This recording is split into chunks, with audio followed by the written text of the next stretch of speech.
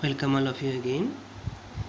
In the previous videos we have seen that if a particle is thrown with an initial velocity u by making an angle alpha with the horizontal, then it follows this type of trajectory. If I analyze this horizontal motion along the x-axis and vertical motion along the y-axis, this motion is a composite motion of horizontal and vertical. It is basically two-dimensional motion, and the trajectory of the particle is something like this.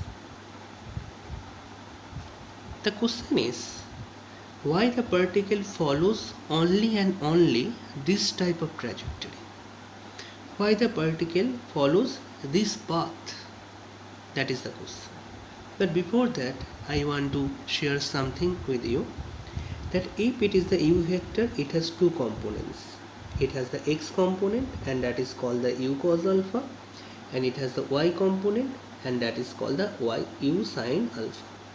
Two components.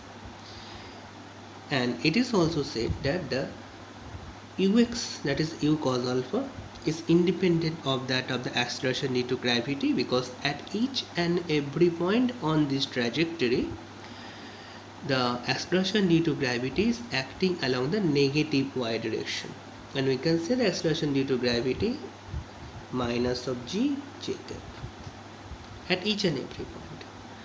And since the negative y direction is perpendicular to that of the x direction, so the component of the acceleration due to gravity along the x-axis, or the component of the x-axis along the negative y-axis, whatever be the variable it is 0. So this motion is completely remain unaffected by the acceleration due to gravity. So no retardation or acceleration acts on it. So you can say it is constant throughout the motion. So the particle is moving under. If the particle is allowed to move along the x-axis with this value e cos alpha, it will be completely independent of time, but it will never happen here. So u cos alpha, if I see the change in the u cos alpha with time, it is constant. So if we allow me to write down this thing, that is, now I want to show you the variation of the x component of velocity with time. Then we have to find out that we have also know that capital T, that is the total time of flight. What is its value? 2u sin alpha divided by g. That is, if I consider that a particle is at t equal to 0 here, then at 2u sin alpha divided by g, the particle will reach here. And when the particle reaches this maximum height capital H, this is the completely the half of the time. We can say it is the u sin alpha divided by g. Here, this is the time u sin divided by g. At time u sin divided by g, the particle is at the maximum height.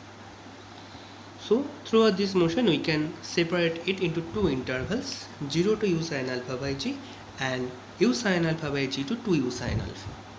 So if I consider it is 0 to u sin alpha by g, and it is 2u sin alpha divided by g. So it is constant throughout the motion, so it should be like this. It will be parallel to that of the time axis, and its value is here u cos alpha. It will never change.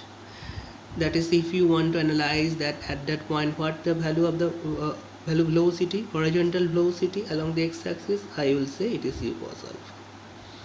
At this point, if I want to say what is the value of u cos alpha, horizontal velocity, u cos alpha. What is the value of u cos alpha? Each and every point, this point also, the value of the horizontal velocity is u cos alpha. It will never change. Its direction is also not change. It will remain same. But if I want to say about the vertical motion, I have analyzed this thing into two parts, that is from t equal to 0 to t equal to u sin alpha divided by g, for this time the particle is starting from 0.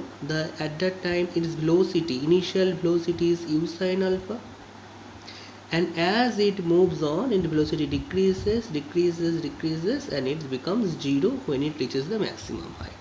That is point here.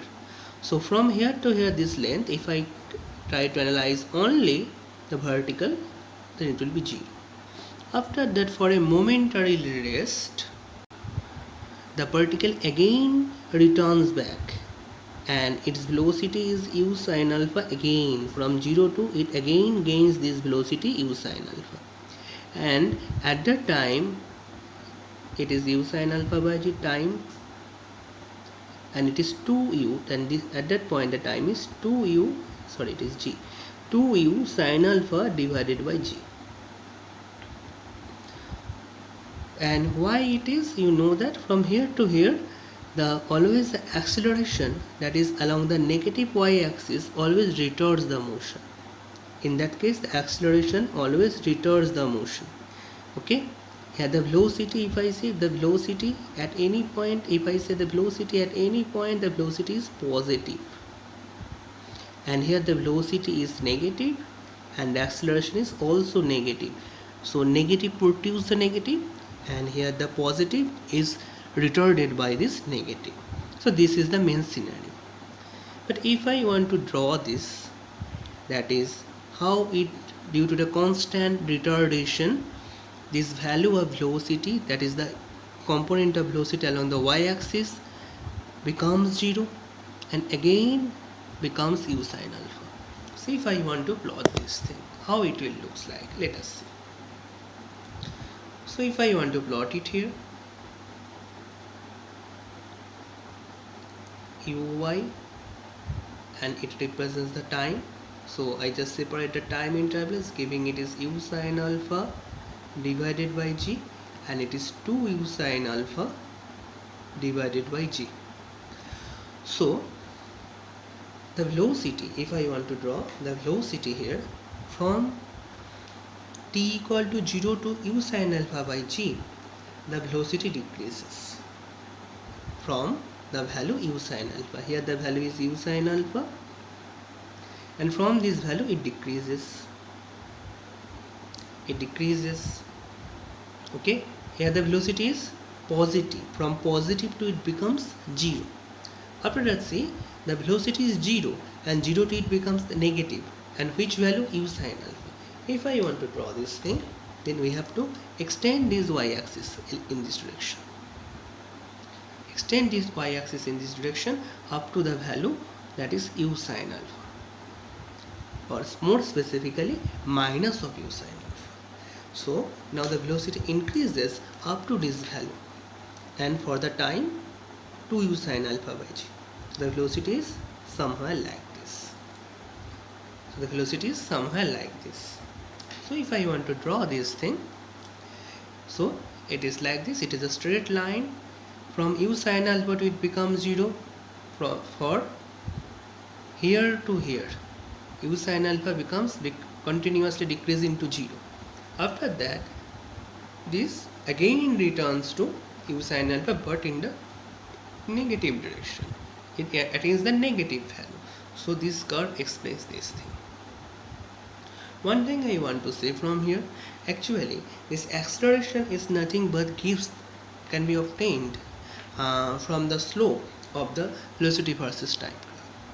So if I calculate the slope here, let's see, if I calculate the slope here, let it is del y, del uy, and it is del t, and here if I calculate the slope, here is also del uy and del t, and both of the cases it shows the constant value, and that constant value, if I calculate this del uy divided by del t, it will be equal to g, and here is a negative sign, here is a negative sign, because del uy is a negative, it is a minus g. So the acceleration is constant, minus g is constant throughout the motion. So if I want to plot the acceleration versus time graph, or more specifically the y component of acceleration versus time graph, at that time we will see that the acceleration is continuously, it is negative and its value is minus g. So acceleration is this,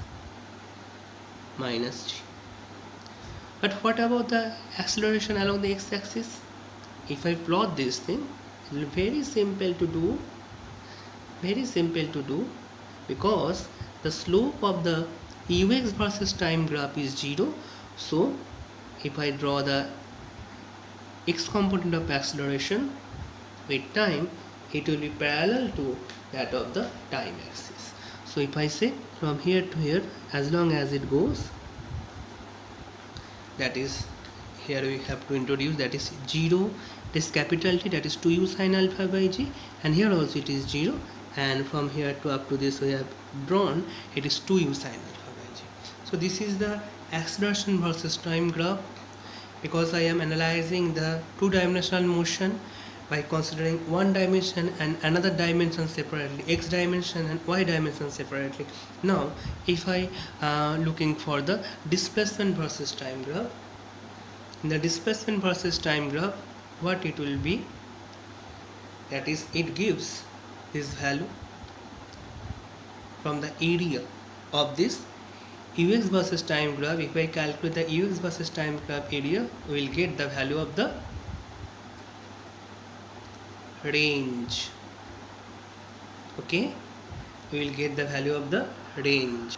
So here the ux is constant, it is not changing, and so if I want to draw this thing, then it will be of a constant slope. So if I draw it here, that is the x and it is the time, that is the displacement along this x-axis. So it will be increasing constantly up to this value of range, that is the range, up to the value of the range. And if I want to give the time, that is the 2u sin alpha by g. If I want to write down this thing again, 2u sin alpha divided by g. So from here to here it is increasing and reaches this value capital R. And if I want to write down its value in terms of u, and then it will be u square sin 2 alpha divided by g. Clear? But this thing is not followed in case of y-axis.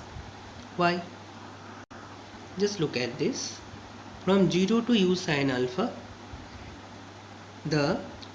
if we see the y-axis, the value increases from 0 to capital H, then again decreases from H to 0.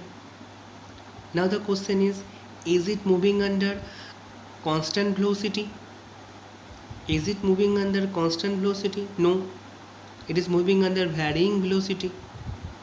Okay, it is moving under varying velocity, and this velocity is continuously decreasing, and when it reaches this value, it will be 0, and when again it is coming down, this velocity is again increasing, and obviously it is evident from this slope. Okay, so if I want to draw the y versus time graph, then how it will be?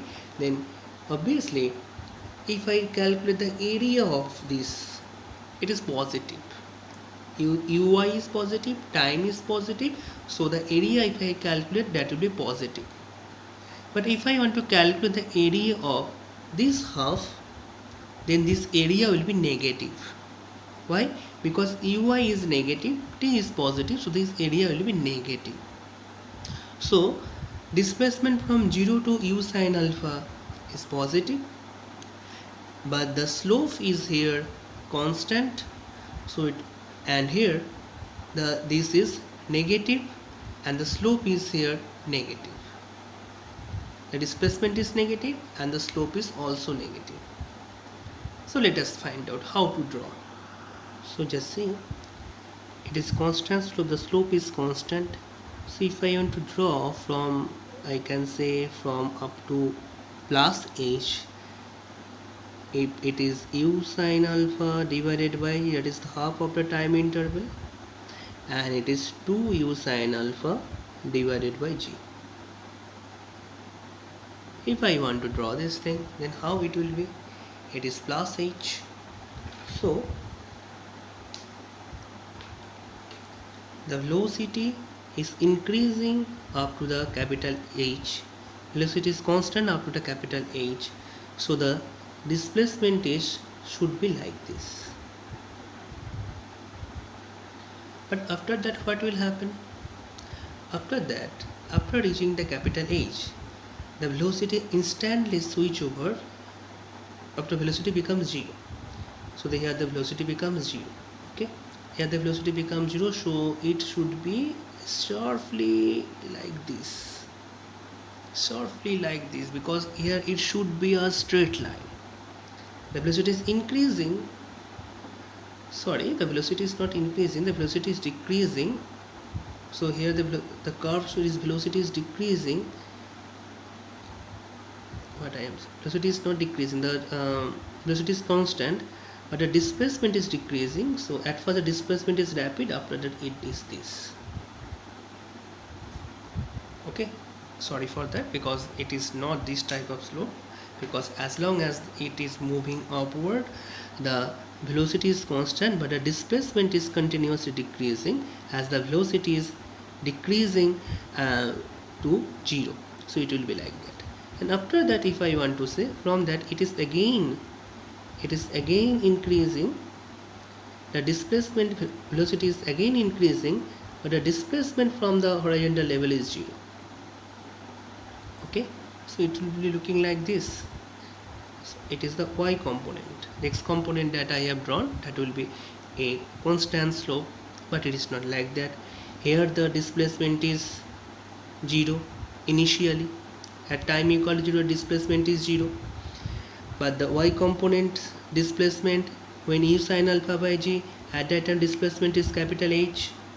After that, when it is 2u sin alpha by g, it again reaches the ground. The displacement is again 0. It may be looking like the y versus x graph, but it is not that. It is the y versus time graph.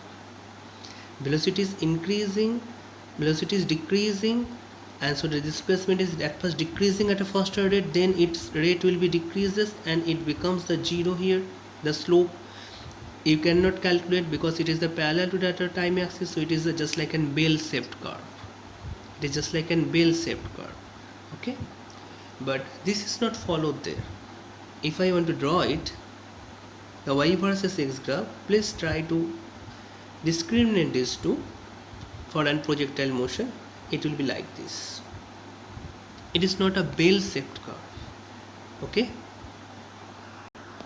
now if I analyze this graph, now I want to tell you a different story. That is just like previous. It is u cos alpha and it is u sin alpha. It will be not changed. Okay, the acceleration at this point is downward, and if I write down the value of the acceleration, it is minus g j cap, and the u cos alpha is remains constant. It will be like this, but at that moment the vertical component of velocity is 0, and also at this point also u cos alpha is 0, but here also u cos alpha remains the same, here also u cos alpha remains the same, here also u cos alpha remains the same. That we know, but I am asking you something different, that u sin alpha is decreasing. U sin alpha is decreasing up to the time u sin alpha by g, that is up to the time when it reaches the maximum height. After that it is again decreases, 2u sin alpha divided by g. My question is that if the u sin alpha is decreased here, so it will be something like this, so that it can become 0 here. And if I want to draw the tangent on this trajectory, it will be something like this. Okay, it will be something like this, and that can't be u, and it is something different. If I say it is beta, then it will be v cos beta. So we can say this v sine beta. So we can say this u sine alpha decreases to v sine beta, but this v cos beta is equal to u cos alpha. So if I want to write down this thing separately, that is u cos alpha is equal to v cos beta, equal to v cos beta.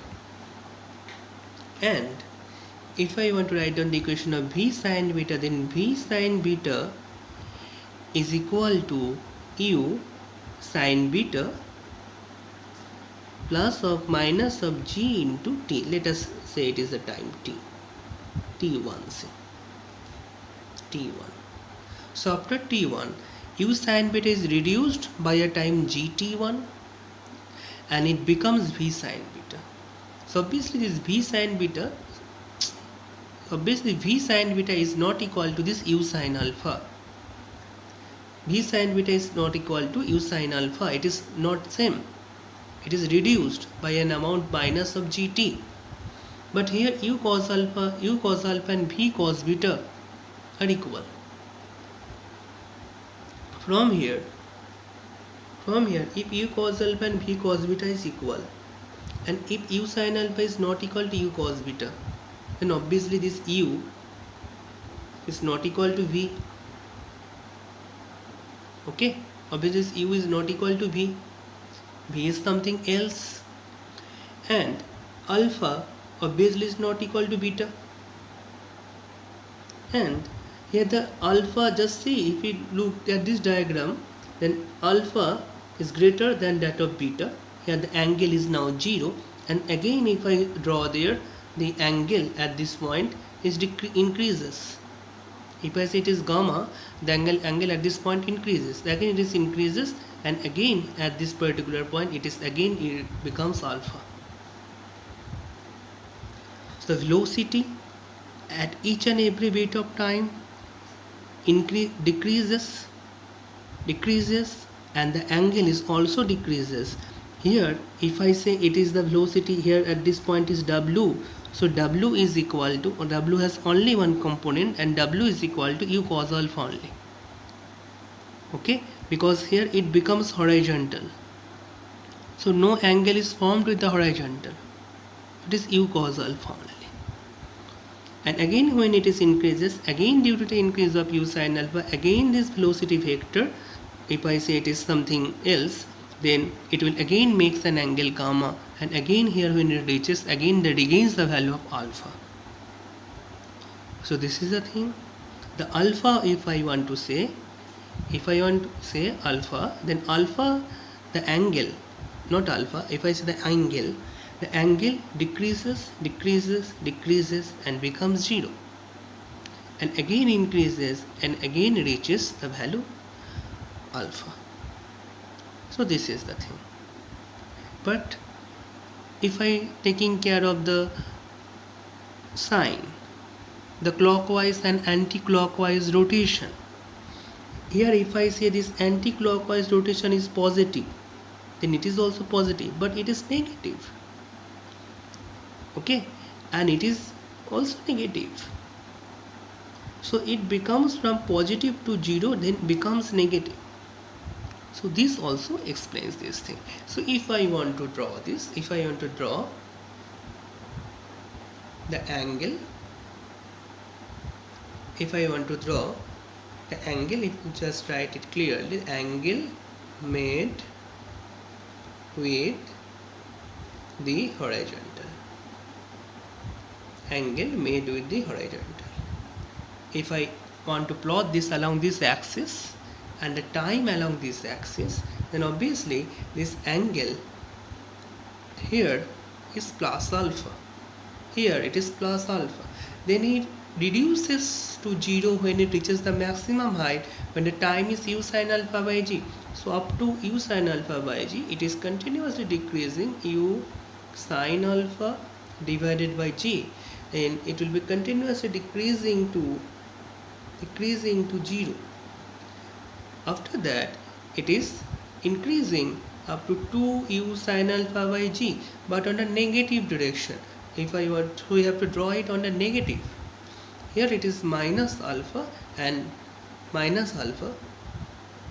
here it up 2 sin alpha divided by g. At this time it reaches this value minus alpha. So this is the total scenario.